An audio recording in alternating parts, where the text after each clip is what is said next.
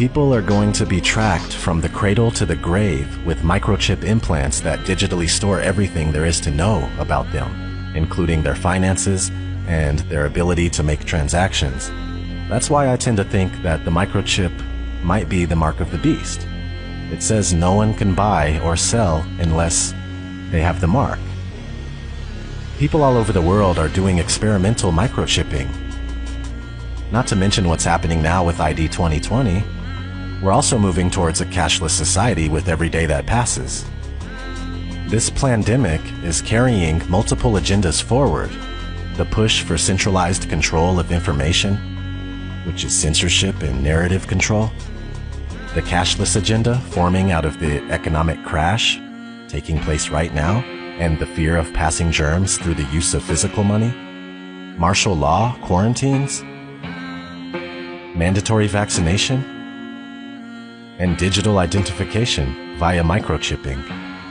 This situation is the biggest show of force and seizure of power that anyone alive today has ever seen in their lifetime.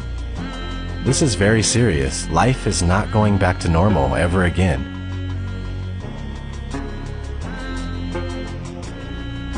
It truly is the end of the world as we know it.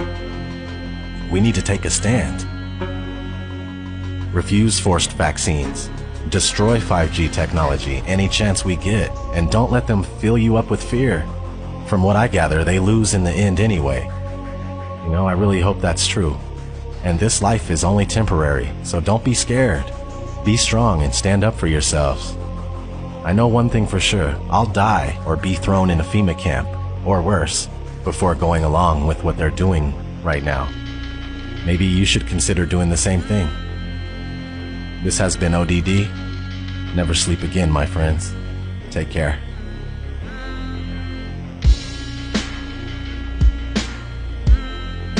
So this is where the microchip implant story begins. You will be chipped, it's just a matter of time. A small firm recently embedded microchips in their employees as a way to bypass company badges and corporate logons and to get attention for their cafeteria kiosks, which are available on a cashless payment plan like Apple Pay. The latest office innovation is a microchip implanted in the skin and designed to replace the traditional keypad for opening doors, using the copier, even buying food in the cafeteria. Employees at a vending company are going from the assembly line to front of the pack to get microchipped. Do you think this is the future? It is the future, and we look at this as being responsible. The implant, which has been FDA approved, is the size of a grain of rice and is injected under the skin between the thumb and index finger by a licensed piercer. I think it's the wave of the future, that we'll all have implanted chips that have our medical records. So you would do it? Sure. Okay. You're carrying around a phone anyway. This is a microchipping party. Hannah's getting an electronic chip implanted into her hand. So congratulations, Hannah. Thank you. You've been chipped? Yes, I have. How does it feel? It feels good. I'm excited to see what I'll be able to do now. Can I touch it? Yeah, you can feel it there. I feel like this is the future. The next big thing that's going to happen. A tiny microchip like this inserted just beneath the skin in their hands.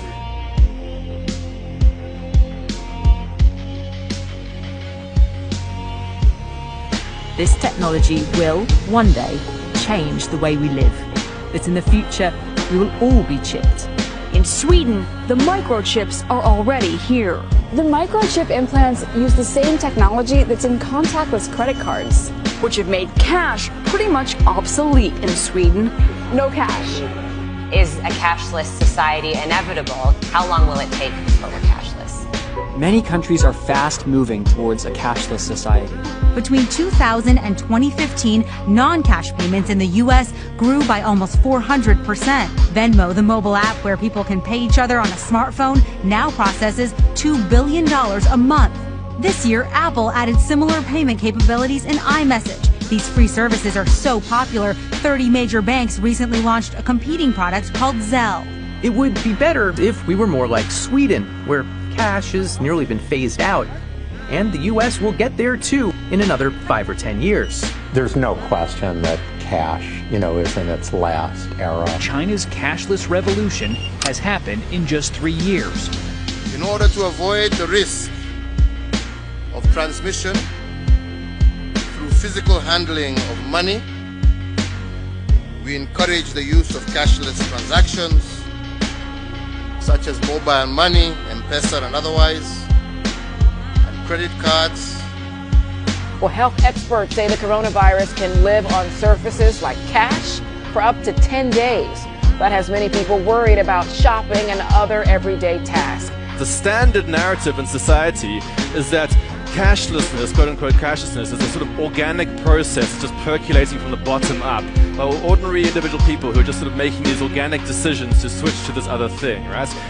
Now this is pure, if you want to, like this is a pure, to put it crudely, capitalist ideology, corporate capitalist ideology, where essentially you always want to focus attention on the small person in society, quote unquote, the consumer.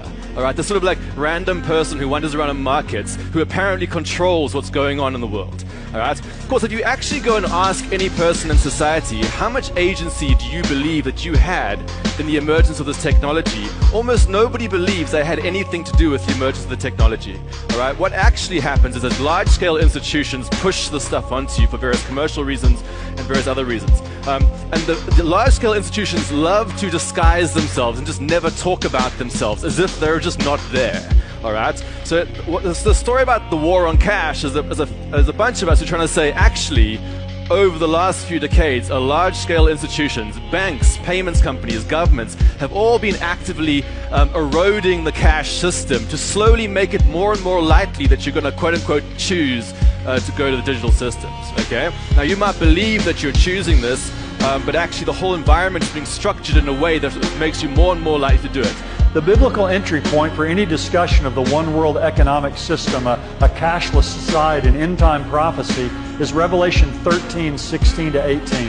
He causes all, the small and the great, the rich and the poor, and the freemen and the slaves, to be given a mark on their right hand or on their forehead. And he provides that no one should be able to buy or to sell except the one who has the mark, either the name of the beast or the number of his name. Here is wisdom. Let him who has understanding calculate the number of the beast. For the number is that of a man, and his number is 666. The Bible clearly links the global mark of the beast system with the emergence of a cashless society. One world government, a new global economy ruled by one man is coming. A banking overlord is coming.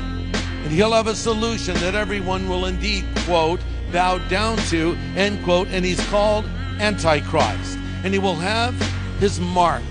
He will do this for increased control of commerce. It will be perfect and complete control.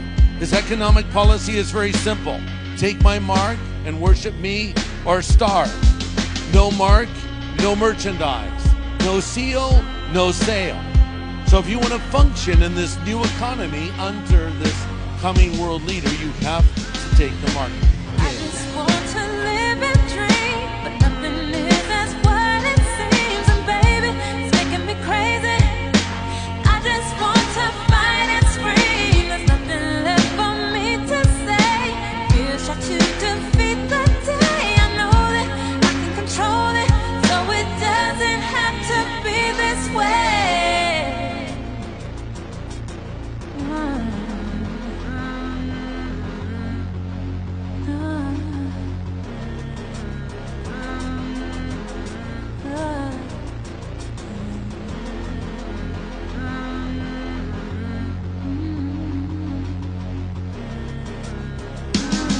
I refuse to just go quietly into the night. There's forces of darkness at work and they're restricting the light.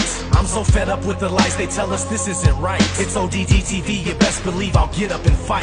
This is my plight, I'll never let you cowards get the best of me. Took the red pill, now it's time to fulfill my destiny. Living like I'm Neo, dipping from my P.O.